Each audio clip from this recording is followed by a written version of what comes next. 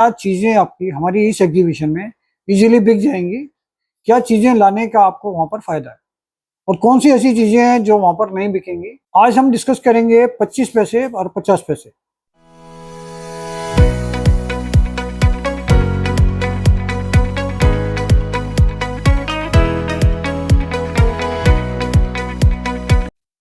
दोस्तों नमस्कार, royal arts and numismatic gallery रंग के यूट्यूब चैनल पे आपका स्वागत है। दोस्तों जैसा आप जानते हैं कि हमारी एग्जीबिशन 28, 29, 30 जून को दिल्ली में होने जा रही है और बहुत बड़ी एग्जीबिशन है और आप सब लोगों को इसमें आना है। तो जैसे पिछले 2-3 एपिसोड में हमने आपको बताया कि क्या चीज़ें आपकी हमारी इस एग्जीबिशन में इजीली बिक जाएंगी, क्या चीज़ें लाने का आपको वहाँ पर फ़ायदा है और कौन सी ऐसी चीज़ें हैं जो वहाँ पर नहीं बिकेंगी, इस बारे में हम अपनी कुछ वीडियोज़ में आपके साथ डिस्कस कर रहे हैं। तो पिछली वीडियो में मैंने आपको बताया था कि आना सीरीज़ 1 रुपीज़, 2 रुपीज़, फिर उसके बाद हमने नेक्स्ट वीडियो में बताया था कि एल्युमिनियम के 1 पैसे से 20 पैसे तक कौन से कॉइन्स, एल्युमिनियम और कॉपर निकल। आज हम डिस्कस करेंगे 25 पैसे और 50 पैसे, क्योंकि 25 पैसे में और 50 पैसे में कुछ वेराइटीज़ हैं जो महंगी होती हैं, लेकिन उसमें आपको ध्यान देना पड़ेगा कि उसके अंदर कुछ मिनट वाइज वेरिएशन होते हैं जिसकी वजह से वो रेयर है। तो आज हम डिस्कस करेंगे 25 पैसे के बारे में। तो 25 पैसे में सबसे पहले शुरुआत होती है 1957 से, 59 से। तो इसमें 57, 59 ये निकल के कॉइन आए हैं और ये कंपैरेटिवली स्केयर हैं। अगर आप इसको कलेक्ट करके लाते हैं तो इसकी वैल्यू भी आपको 30 रुपये से 50 रुपये तक मिल सकती है। बहुत बड़ी क्वांटिटी नहीं, आपके पास 5, 7, 10 पीस भी अगर इसके होंगे तो आपके बिक जाएंगे। लेकिन अगर किसी काउंटर पे जो लोग रिपब्लिक इंडिया के कॉइन्स में काम करते हैं उन्हीं को दिखाएं। अगर आप किसी नोट वाले का काउंटर पे चले जाते हैं और वहाँ कॉइन दिखाएंगे तो इनकी वैल्यू नहीं आएगी। जो लोग रिपब्लिक इंडिया के काउंटर्स लगा कर बैठे हैं वो ही रिपब्लिक इंडिया के कॉइन्स खरीदेंगे और आपको उनको ही दिखाना चाहिए।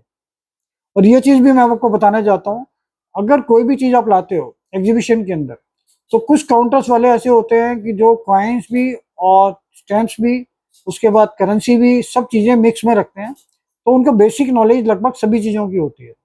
और कुछ स्पेशलाइज्ड होते हैं, जैसे कुछ लोग सिर्फ ब्रिटिश इंडिया के नोट्स में ही करते हैं और उन्होंने सिर्फ ब्रिटिश नोट्स का ही डिस्प्ले किया हुआ है जिसकी वो सेल परचेज कर रहे हैं। अगर आप उनको ले जाके कॉइन्स दिखाएंगे या यूएनसी प्रोफेसर दिखाएंगे तो उसको उनका आइडिया नहीं होता और वो मना कर देंगे। तो आपको सबसे पहले वहाँ पर राउंड लगा के देखना चाहिए कि हमें अगर अपना करेंसी बेचनी है तो वहाँ जिन स्टॉल्स पे करेंसी लगी हुई है, जो पेपर मनी नोट्स वहाँ पर डिस्प्ले हो रहे हैं, वो लोग जो सेल परचेज कर रहे हैं, अगर उससे रिलेटेड आपके पास चीज़ है तो उसी काउंटर को चूज कीजिए, वहीं पर जाकर अपनी चीज़ें दिखाइए। अगर रिपब्लिक इंडिया के कॉइन्स आपको बेचने हैं तो कोशिश कीजिए, सबसे पहले जजमेंट कीजिए कि कौन से काउंटर पे रिपब्लिक इंडिया के कॉइन्स बिक रहे हैं। क्योंकि कुछ लोग, बहुत सारे लोग ऐसे भी हैं कि जो ये सोच कर आते हैं भाई हमें सिर्फ बेचना है, सेल ही करना है, परचेज नहीं करना।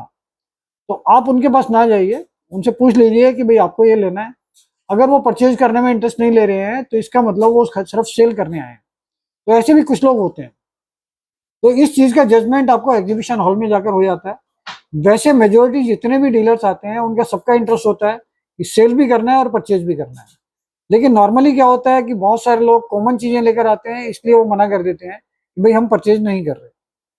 तो 25 पैसे में जो मैंने आपको डेट बताई है 1957, 59, इसके बाद 67, 68, ये निकल में कॉइन्स आते हैं। ये कुछ स्केयर कॉइन्स हैं जो आप अलग से निकाल सकते हैं और आपके ये कम वैल्यू में, ऐसा नहीं है कि बहुत ज़्यादा वैल्यू है, लेकिन ये आपके बिक सकते हैं। इसके बाद कॉपर निकल में कॉइन्स आते हैं। उसके अंदर अगर आपको जान चाहिए तो 72 से शुरू होते हैं। इसमें सबसे पहला कॉइन आता है रेयर जो है, और वो काफ़ी रेयर है, 1980, 1980 बॉम्बे मिंट। तो 1980 का बॉम्बे मिंट का 25 पैसे जो कॉपर निकल में बना है, सिर्फ आपको ये कंफर्म करना है कि वो बॉम्बे मिंट है, क्योंकि उसके अंदर हैदराबाद मिंट लेकर आते हैं लोग, कलकत्ता मिंट लेकर आते हैं, तो उसकी वैल्यू नहीं आती। तो इसमें सबसे पहले आपको ये आइडेंटिफाई करना है कि वो बॉम्बे मिंट है। हमने पिछले अपने कुछ एपिसोड्स में उसके बारे में डिस्कस भी किया है कि 1980 का 25 पैसे बॉम्बे मिंट काफ़ी रेयर है और इसकी वैल्यू करीब करीब 15,000 से 25,000 के बीच में आती है। तो ये चीज़ वहाँ पर कोई भी ले सकता है, सबको इंटरेस्ट है, बशर्ते आप उनके पास ऐसा ना हो कि आप 25 पैसे के 50 कॉइन ले गए कि 1980 के हैं और आप इसमें से ढूंढो कि भाई ये बॉम्बे कौन सा है, कलकत्ता कौन सा है, या हैदराबाद कौन सा है, क्योंकि उसके लिए किसी के पास टाइम नहीं है और इतना इंटरेस्ट भी नहीं है कि वो आपको आइडेंटिफाई करके बताए। तो इस चीज़ का आप वीडियो देख के हमारी सीख सकते हैं कि कैसे पता चलेगा 1980 का बॉम्बे मिंट कौन सा है। तो इस चीज़ में आप ध्यान दीजिए। इसके बाद 1983 भी स्केयर है, वो आपका 25 रुपये से 50 रुपये की वैल्यू रहती है नॉर्मल। इसके बाद आपका नंबर आता है 86 हैदराबाद, वो भी स्केयर है। 89 हैदराबाद एक रेयर कॉइन है 25 पैसे में, जो कम मिलता है। तो 89 हैदराबाद अगर आपके पास है तो 2000 से 4000 ये उसकी एक नॉर्मल रेंज है और इजीली आपका बिक जाएगा। लेकिन 89 हैदराबाद ही महंगा है, 89 में बॉम्बे और कलकत्ता की वैल्यू नहीं है। इस चीज़ का आप खास तौर से ध्यान रखिए, क्योंकि हम कोई डेट अपने यूट्यूब पे बताते हैं तो लोग डेट के हिसाब से भी लेकर आ जाते हैं, वो मिंट नहीं देखते। तो इसमें मिंट के हिसाब से इनकी वैल्यू है। तो 89 में सिर्फ हैदराबाद महंगा है। 89 के बाद 93 में 25 पैसे आते हैं स्टील के। उसमें भी कलकत्ता और नोएडा और बॉम्बे की वैल्यू नहीं है, उसमें सिर्फ हैदराबाद की वैल्यू है। 1993 25 पैसे स्टील कॉइन। अगर वो हैदराबाद मिंट आपके पास है तो वो भी रेयर है, उसकी वैल्यू अभी चल रही है 6000 से 10,000 रुपये तक, और वो भी इजीली आपका बिक जाएगा। लेकिन सबसे पहले आपको ढूंढना पड़ेगा कि भाई उसमें हैदराबाद मिंट है या नहीं है। उसमें डेट के नीचे स्टार बना होता है और वो परफेक्ट स्टार होगा तभी वो बिकेगा। तो उसको आप ढूंढ के निकाल सकते हैं कि आपके कॉमन कॉइन्स में से 1993 हैदराबाद। उस डेट के अलावा 25 पैसे में स्टील में कोई भी चीज़ अगर आप लाते हो तो कोई नहीं लेगा। 50 पैसे में भी बहुत कम डेट्स ऐसी हैं जो लोगों का इंटरेस्ट है, क्योंकि 50 पैसे में बहुत सारे कॉइन्स बहुत इजीली मिल जाते हैं। और 50 पैसे स्टील इतनी बड़ी क्वांटिटी में आता है कि उसको कोई 30 पैसे में भी लेना प्रेफर नहीं कर रहा है। तो 50 पैसे में आपको कोई भी कॉइन स्टील का जो 50 पैसे आते थे उसमें कोशिश कीजिए कि वो क्वांटिटी में ना लाएं। तो 25 पैसे में ये कॉइन्स जो मैंने आपको बताए हैं ये सारे नोट कर लीजिए, ये आप ला सकते हैं और ये बिक सकते हैं। अब नंबर आता है 50 पैसे का। 50 पैसे के अंदर बहुत रेयरिटी शुरू होती है 1957 और 59। 50 पैसे में निकल कॉइन आते हैं 1957 का और 59 का। ये दोनों कॉइन ही ऐसे हैं जो काफ़ी रेयर हैं और इसमें मिंट का भी कोई प्रॉब्लम नहीं है। इसमें कोई भी कॉइन अगर है तो एक ही मिंट के बने थे और वो 2 मिंट नहीं है, इसलिए इसमें मिंट देखने की जरूरत नहीं है।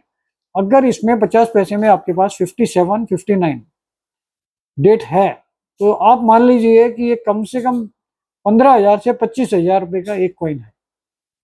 1957 50 पैसे निकल कॉइन, 1959 50 पैसे निकल कॉइन। तो ये दोनों डेट बहुत रेयर हैं और ये कम मिलती है।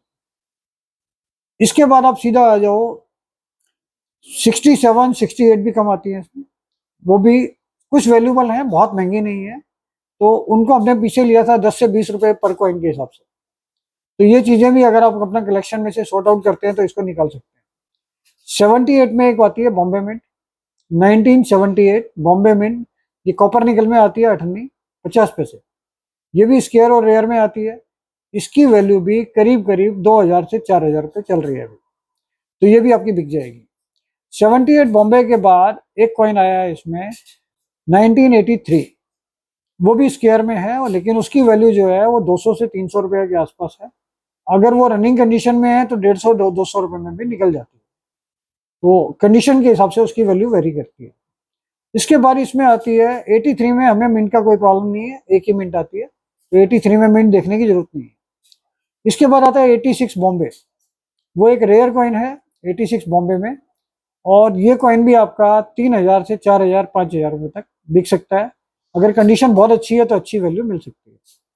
तो 86 बॉम्बे मिंट, ये मिंट देखना है आपको कि इसमें अगर मिंट आती है बॉम्बे की तो ये रेयर है।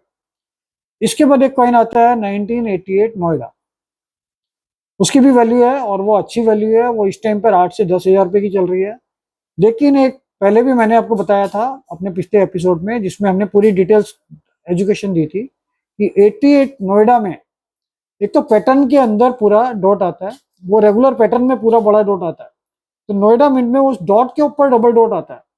जैसे इसमें 88 में आप दूसरे भी मिंट देखोगे तो डॉट के ऊपर अगर उसमें स्टार बना हुआ है तो हैदराबाद मिंट है, और डायमंड बना हुआ है तो बॉम्बे मिंट है। इसी तरीके से इसमें नोएडा मिंट आता है तो डबल डॉट महसूस होता है आपको, जो पैटर्न के ऊपर डॉट आता है, तभी वो नोएडा मिंट है और ये रेयर कॉइन। तो इसके अंदर भी कुछ मैनिपुलेशन लोगों ने किए हैं, जो नोएडा का मिंट मार्क मैनिपुलेट करके बना देते हैं और उसके बाद मार्केट में आ रहा है। तो इस चीज का भी ध्यान रखिए, कभी भी किसी से भी ये सोचकर कि रेयर कॉइन है और आपको सस्ते में मिल रहा है, ये सोचकर लाएंगे तो आपको नुकसान हो सकता है।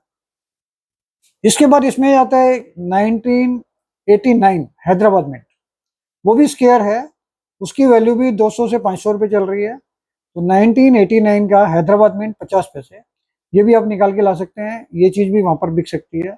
इसके बाद 1993 हैदराबाद, ये भी स्केयर है।